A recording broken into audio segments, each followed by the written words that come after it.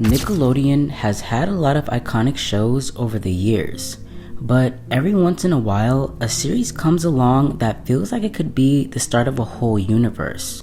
For a while, that was exactly what Henry Danger represented. It wasn't just popular, it was everywhere. The show followed Henry Hart, a kid who becomes the sidekick to a superhero named Captain Man. That mix of comedy, action, and weird superhero logic made it stand out from a typical Nickelodeon sitcom. What really made it work was the chemistry between Henry and Captain Man. It felt chaotic, funny, and surprisingly consistent for a kid's show. That dynamic became the backbone of the entire series, and over time, Henry Danger grew into one of Nickelodeon's biggest modern hits.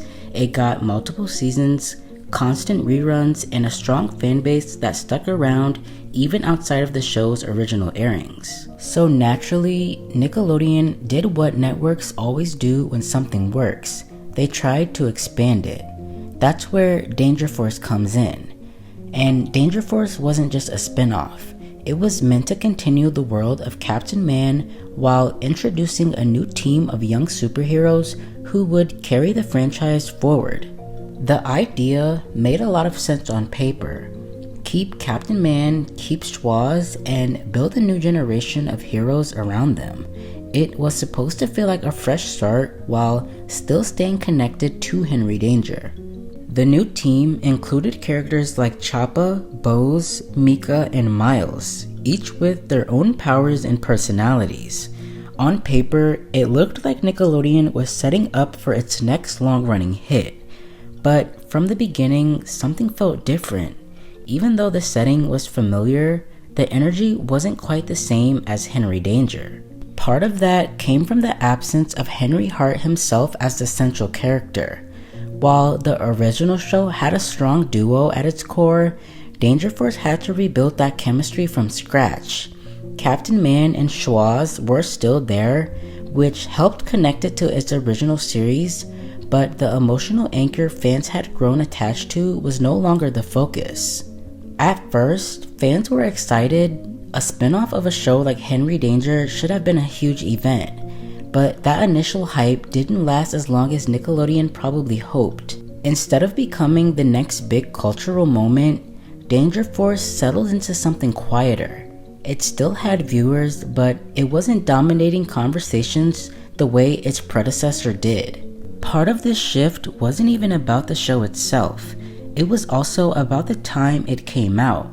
Television habits were already changing fast, especially for kids and teens. Streaming platforms and short-form content started pulling away from traditional cable shows, and Nickelodeon shows began competing with an entirely different kind of entertainment. Even strong shows started feeling less event-like and more like background content people watched casually rather than something they waited for weekly. And as Danger Force continued, it slowly became clear that it wasn't reaching the same cultural peak as Henry Danger. The episodes were still comedic and action-focused, but the online buzz around them was noticeably smaller. Fewer clips went viral, fewer moments were discussed, and fewer people talked about it outside of the fan base. This created a strange situation where the show wasn't failing in a traditional sense, but it also wasn't growing into something bigger.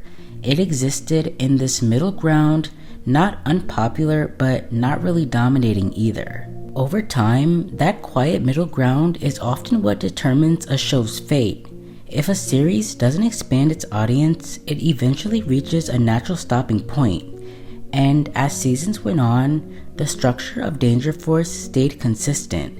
New missions, new villains, and new comedic situations kept the formula going.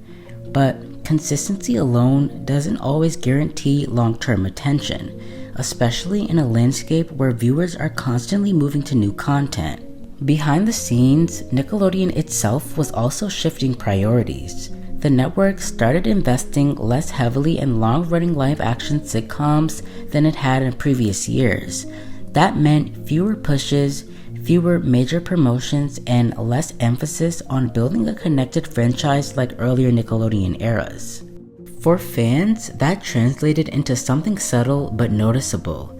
The show didn't feel as central to the network's identity as Henry Danger once did, and eventually Danger Force reached its final season, wrapping up without a huge promotional send-off or major cultural moment around its ending. There wasn't a dramatic cancellation announcement or controversy. Instead, it just quietly came to a conclusion after its run. That kind of ending often surprises viewers later because they realize the show they used to casually watch is already finished without them noticing the final transition. And looking back, the contrast between the two shows became even clearer. Henry Danger felt like a defining era for Nickelodeon, while Danger Force feels more like a quieter follow-up chapter. That doesn't mean Danger Force was unsuccessful. It had its own fan base, its own stories, and its own identity within the universe, but it never fully escaped the shadow of the original series it came from. And that's often the challenge with spin-offs. They have to balance honoring what came before while also trying to become something new, and that balance is extremely hard to maintain. In this case, the connection to Henry Danger helped it launch, but also made constant comparisons unavoidable. Over time, those comparisons became part of how viewers saw the show. Eventually, the franchise simply slowed down, not because of one major failure, but because the momentum that once powered it naturally faded. Now, looking back, it's interesting how quickly a once dominant Nickelodeon universe moved from peak popularity to quiet conclusion. It shows how fast television changes, especially in a world where attention moves faster than ever before. And for many fans, it leaves behind a feeling of nostalgia, not just for the show themselves, but for the era they came from. Because in the end, Danger Force isn't just a story about a canceled show.